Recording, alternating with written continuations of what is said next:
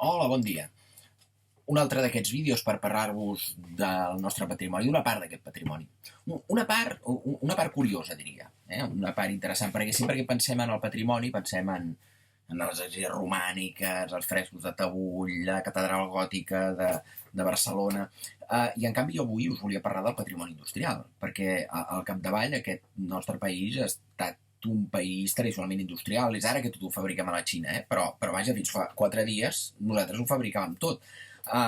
És més, Catalunya va ser el primer lloc on va haver-hi una mínima revolució industrial a l'estat espanyol. I clar, això per força s'ha de reflectir també en els edificis, en les agrupacions humanes, i per això us volia parlar avui de les colònies obreres, particularment de les colònies obreres del Berguedà. Per què del Berguedà? Doncs mireu, perquè hi ha un tram del Berguedà entre l'Ametlla de Merola, que és la primera població del Berguedà, després de Navàs, fins més amunt de Berga, que res, en 25 quilòmetres trobes més de 20 colònies obreres. He dit aquesta, l'Ametlla de Merola, per poder ser l'Ametlla de Casserres, Cal Marçal, Cal Pons, Cal Vidal, la colònia Carme, Cal Rosal. N'hi ha una pila, com us deia, n'hi ha més de 20 només en aquests 20 quilòmetres.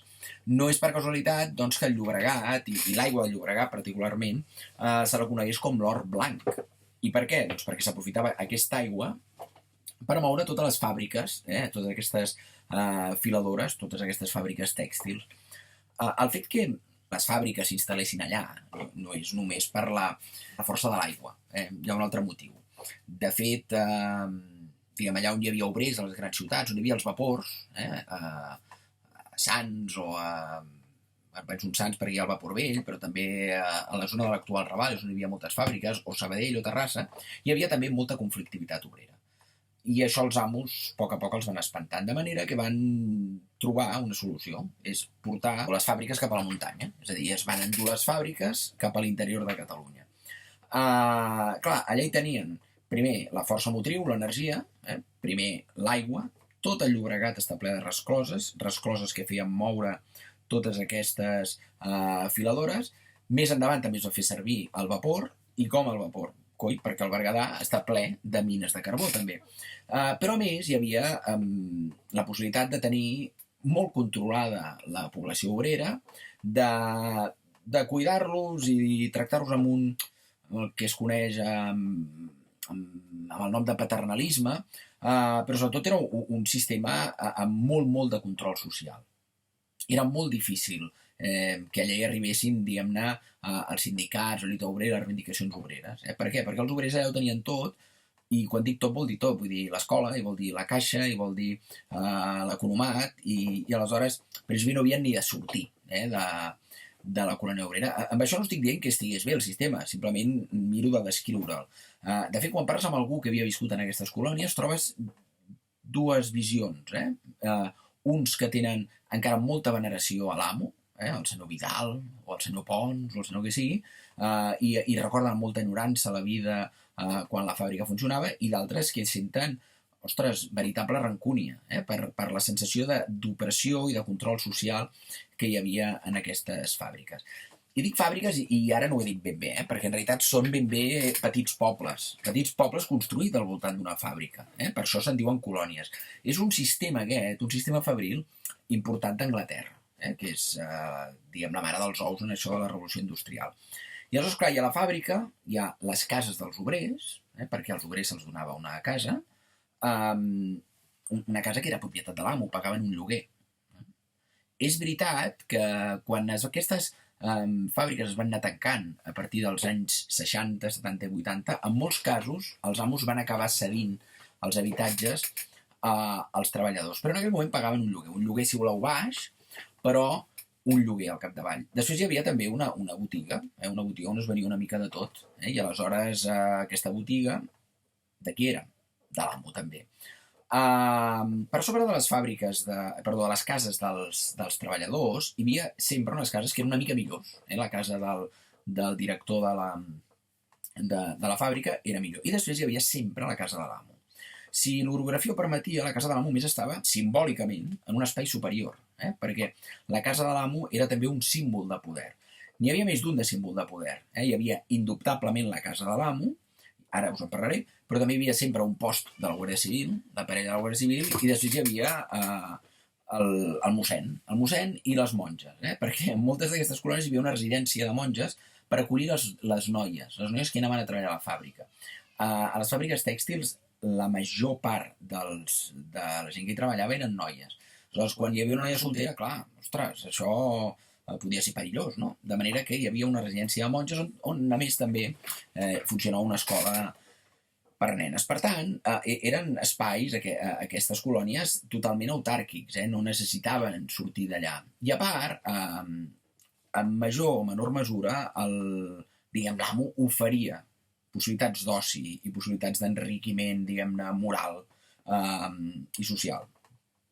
En moltes colònies hi havia un teatre, és el cas de Cal Vidal, o és el cas de Cal Pons, o és el cas de l'Ametlla de Merola, on encara avui en dia cada any es fan uns pastorets, que són dels més antics de Catalunya, que van començar, diguem-ne, a la colònia obrera a finals dels anys 90 del segle XIX. Hi havia també corals, hi havia diverses activitats, hi havia els diumenges ballades de sardanes, l'amo feia venir una cobla, de manera que hi havia una certa activitat. Totes aquestes colònies, clar, van funcionar molt bé mentre no hi havia una competència exterior.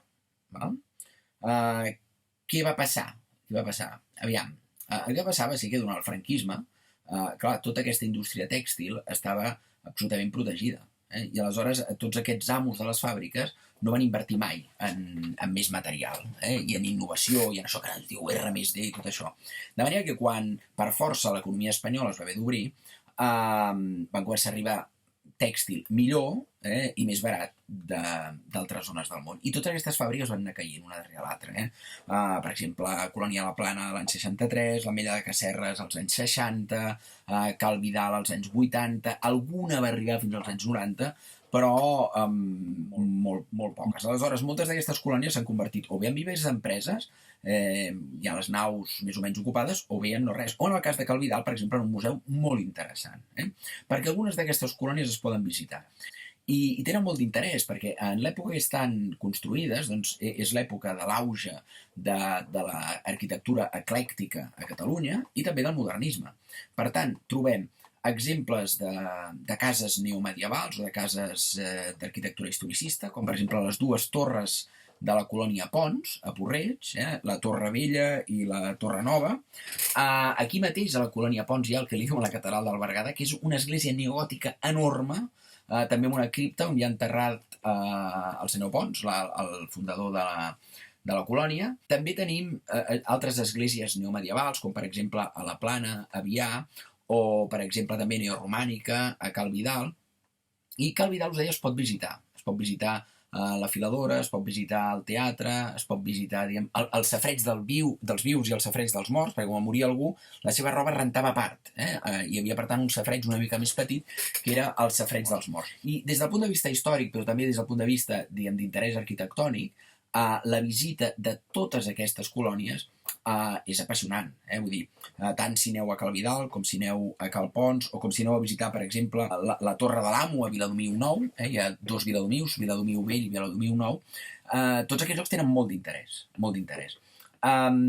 Totes aquestes colònies estan unides per un tren, el tren de Manresa a Berga. De fet, el tren va funcionar fins al 72-73, que va ser quan el Pantà de la Baells va quedar inaugurat, i, de fet, sota el pantà hi ha el poble de la Baells i també hi ha un parell de colònies obreres d'aquestes. El tren el van pagar els industrials. Per això, les estacions duien el nom del senyor. Per exemple, hi havia una parada que era Cal Vidal. I, en canvi, en els pobles no hi havia estació, hi havia baixador.